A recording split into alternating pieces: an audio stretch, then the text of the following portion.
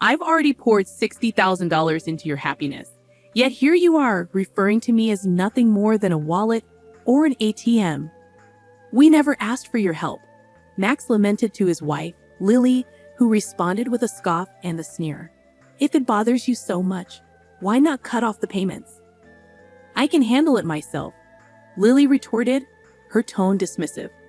Max couldn't believe even his own son, who he had raised, would treat him this way. After footing the bill for a $20,000 engagement party and a $40,000 wedding, he felt used and disrespected. They only see me as a cash cow, he thought bitterly. I must have failed as a parent. Well, I won't let them push me around anymore. Max's resolve hardened as he faced his son's threats. I've heard you loud and clear, he replied calmly. But Max's son, Max Jr., wasn't done. Are you sure about that? You know we won't let you see your grandchild, right? He threatened. Max squared his shoulders. You don't have to. I'd be more than happy to stop the payments. From here on out, it was a steep fall for Max and Lily, who had treated me like a money tree. My name is Chloe.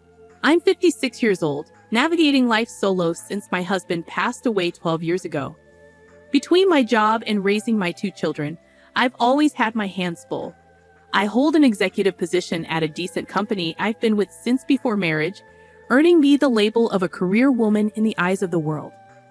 The children who were in high school when their father passed have now graduated college and entered the workforce, which brings me some relief.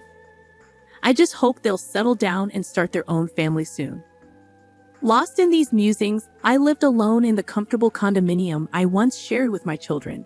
Then one day, Max called, announcing, I want you to meet the woman I plan to marry. Delighted, I agreed. Max, now 28, works as a salesman for a large corporation. Despite his past as a bit of a playboy, it seemed he was finally maturing.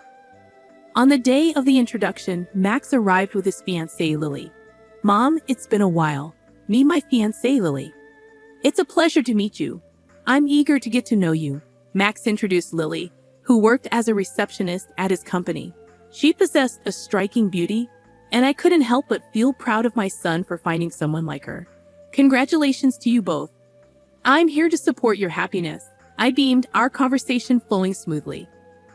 As we chatted, the topic of their engagement party arose. We're planning to have an engagement party soon, and I need to start making arrangements. Mom, could you cover the $20,000 cost for the party? Max asked. I was taken aback, as I had expected the average cost to be around $10,000. However, seeing their joyous expressions, I couldn't bring myself to refuse. Of course, it's a joyous occasion. I agreed wholeheartedly. Later, my eldest daughter Mia came to visit. Mia, how's work going? The deadline was yesterday, I inquired. I'm managing well, so don't worry, Maya replied. She worked as a manga artist, and though she hadn't yet achieved a major success, she had her own series and was able to make a living from her passion. By the way, Mom, Max is getting married, isn't he? She asked, changing the subject.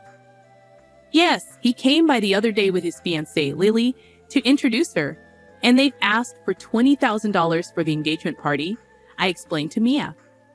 Wow, $20,000 is the hefty sum for sure, Maya remarked. It's not just for the party. Apparently, they're planning to use it for their wedding funds and to give gifts of gratitude. Is that how it works? I questioned. And so, on the day of the engagement party, I handed over the promised $20,000. Lily and her parents looked delighted as they accepted the money. We'll use this to start our new life together, they declared, stashing away the cash. There were no gifts of gratitude as I had expected, but I reassured myself that this was typical of engagement parties. As long as they were happy, it was fine. However, a few days later, Max dropped a bombshell. I want a grand wedding with lots of guests and connections invited, maybe around 250 people. That sounds wonderful, I replied, trying to mask my surprise. And with that, Mom, I'd like to ask you to cover the upfront cost of the wedding, Max said. What? I have to pay. I thought weddings were typically funded by the couple themselves. I responded, feeling a sense of disbelief. I'm counting on you, Mom. It's quite common for parents to cover the wedding expenses. Besides, didn't I contribute a significant amount for the engagement party? Lily's parents aren't in a position to help financially, and I promised to repay you for the wedding gift, Max explained reluctantly. As I opened the bill Max had brought, my shock was palpable. The amount stated was a staggering $40,000. The idea of such an upfront cost made my head spin.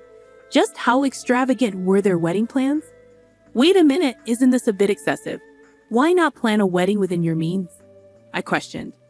It's a once-in-a-lifetime event, and Lily doesn't want to compromise. Besides, don't you want Lily's parents to witness how happy she is? Max countered, leaving me feeling cornered. Feeling pressured, I couldn't bring myself to refuse. All right, it's indeed a joyous, once-in-a-lifetime occasion, I conceded. Upon seeing my reluctant consent, Max smiled and thanked me before leaving the room. Later, I transferred the hefty upfront cost of $40,000 to the wedding venue. It pained me to use the money I had diligently saved for my retirement, but I convinced myself it was for my child's happiness. 2 months later, on the wedding day, the venue surpassed my expectations in luxury. Mia and I had arrived early in the morning to change into our dresses and prepare our hair. As I approached the door to the bride and groom's dressing room, I unintentionally overheard their conversation. I can't believe we're having such a lavish wedding, all thanks to Mom, Lily exclaimed. Absolutely. She gave us $20,000 for the engagement party, and I even managed to buy a new bag. She's like a great wallet, more like an ATM. Let's keep withdrawing from it, Max. Max chimed in. That's rather harsh. Mia and I listened in disbelief. Lily continued gleefully, I bet if we ask her nicely, she'll cover the rest of the wedding costs, right?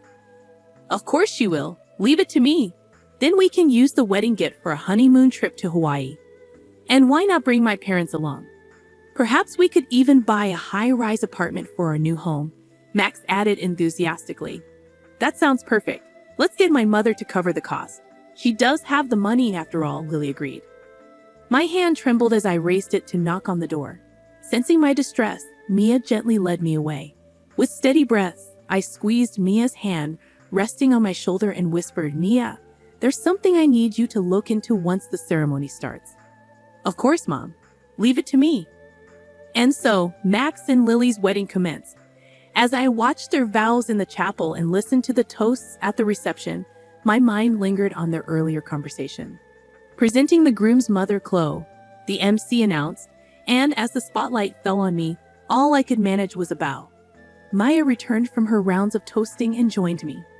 Mom, I checked with Lily's relatives. Both of her parents are perfectly healthy, Maya informed me. That's terrible. We need to address this. I'll stand by you, I assured Mia, as it was time for our first wardrobe change. Lily exited first, followed by Max. Now the groom will make his exit. Accompanying him is his mother, Chloe, who raised him single-handedly. The announcement was made, prompting me to walk down the aisle to meet Max. Max, a little tipsy and in high spirits, declared to the MC's microphone, "This is my amazing mom." Keeping a composed expression, I walked beside Max, exiting the hall, and headed straight to the dressing room where Maya was waiting. Max, there's something I need to discuss with you, Mia began. What is it, sis? Make it quick. I need to change and get back, Max replied curtly as he started to undress. Mia and I exchanged a glance, both unsettled by his demeanor. How could he speak about Mom that way? Huh? You were eavesdropping? Well, whatever, Max shrugged, dismissing Maya's concern, just as Lily entered the room, already in her wedding attire. Mother-in-law, sister-in-law, what's going on? Lily inquired, noticing the tension in the room. Mia confronted Lily. We've discovered that your parents are healthy and have stable jobs. Why are you making our mom foot the bill for everything? What's going on? Lily reacted dramatically, exclaiming, Oh, was this some sort of sister-in-law bullying? How terrifying. My patience wore thin at Lily's dismissive tone. I've already shelled out $60,000, hoping for your happiness, and yet you treat people like they're just wallets, ATMs. What kind of attitude is that? I snapped, frustration evident in my voice. Lily merely chuckled as if it were a joke. acting all self-important over such a paltry sum. We don't owe you anything. Plus, it's customary for the groom's parents to cover the wedding costs, isn't it? Lily retorted. But you lied about your parents' health to splurge on a new bag. And yes, I overheard. It's a terrible habit to eavesdrop, Maya interjected. Mind your tongue, Mia, Lily snapped back, visibly irritated. She then turned her attention to Mia, saying, I won't take scolding from an older sister who's still single at 30, pursuing some eccentric career as a manga artist. Your nerdy tendencies are probably why you're still unmarried. Max chimed in, mocking Maya further. That's right, you're a lost cause when it comes to marriage, sis. Infuriated by their disrespect, I attempted to reprimand them, but Max laughed it off. If you're going to speak like that, why don't you try cutting off the payments? After all, I'm an elite, he jeered. I can handle it just fine. It would be a pity to lose the cash cow, Lily remarked, her tone dripping with sarcasm. I felt a pang of disappointment. I had contributed $20,000 for the engagement party and $40,000 for the wedding, and yet this was how they chose to treat me? No appreciation, only cruelty. Doubts crept in about where I might have gone wrong in raising my son. Enough was enough. I refused to be manipulated any longer. I've heard everything you've said. Are you sure about that? If you don't cooperate, you won't get to see your grandchild, Max threatened. But I stood my ground firmly. That's all right. There's no need to bring them around. I'll gladly cease the payments. Max and Lily stared at me, stunned into silence. I'm cutting ties here. I wish you both the best, I declared as I took Mia's hand, and we made our exit from the venue. The sounds of revelry from the reception echoed in the background as we left. A month later, while enjoying a quiet moment with Mia over tea at home, the intercom buzzed loudly. Oh, Mom, it's Max. What should we do? Mia asked. Let him in, dear, I replied calmly. Max, whom I hadn't seen in a month, appeared at the door looking weary and disheveled. Why the sudden visit, Max? I inquired, curious about his unexpected appearance. Mom, have you received the bill for the wedding venue? Why haven't you paid it yet? Max questioned. Oh, the remaining balance, right. It was $45,000. Yes, it arrived, but I don't feel obligated to pay it, I replied. Don't be like that. We didn't receive many wedding gifts in the end and couldn't cover the bill. Now we're in debt, Maya interjected with a laugh. From what I gathered at the wedding, it seems you two have gained quite a negative reputation. Max, you've been throwing your weight around at work, taking on careless tasks. And Lily, you've been belittling other women, flaunting your appearance to snag a husband. It's no wonder people were reluctant to give wedding gifts to people like you, I explained, addressing their behavior. Hey sis, stay out of this, Max snapped, visibly angered. Mia remained composed, responding, Oh, how intimidating. Yet you mock me for being a failed manga artist or an otaku. Did you know that my manga was one of the top-selling Touhou manga this year? It's even set to be adapted into an anime and a movie next year. Needless to say, I'm in a much better financial position than you with your debts. Maya revealed her successful career. At that moment, Max's attention was drawn to something. Hey sis, is that? Yes, exactly, Mia confirmed, proudly displaying the ring on her left ring finger. I'm engaged to my editor.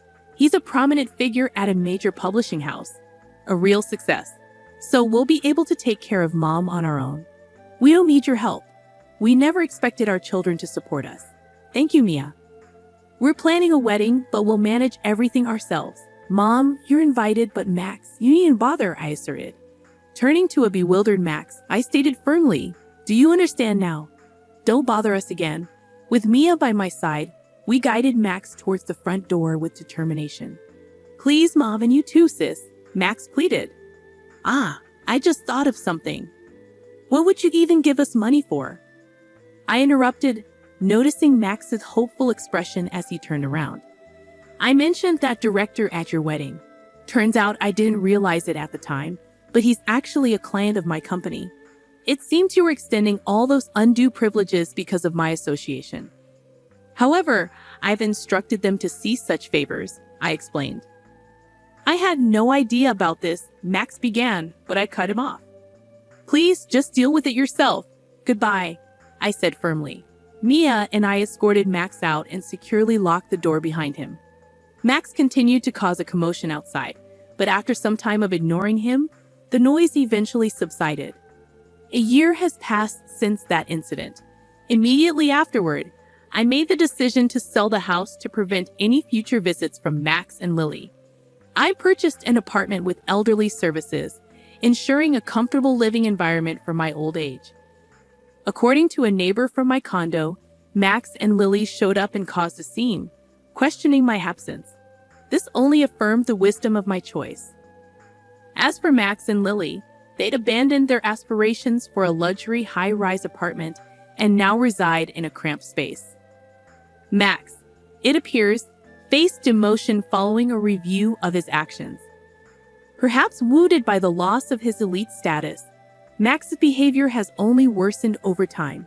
It's surprising he hasn't been terminated from his job yet. Lily, who quit her job upon marriage, continued her extravagant spending for a while, but their finances quickly dwindled. Despite their debts, Lily's lavish habits remain unchanged, and her parents persistently demand money. Allegedly, they argue daily. I can only hope that they come to understand the value of hard-earned money and learn to appreciate those around them. However, that might be too much to ask of them. Thankfully, I still maintain a close bond with Mia. Her husband is a kind-hearted man who treats me with great respect, and they are expecting a baby. I eagerly anticipate spoiling my beloved daughter and grandchild. The thought of their arrival motivates me to keep going every day.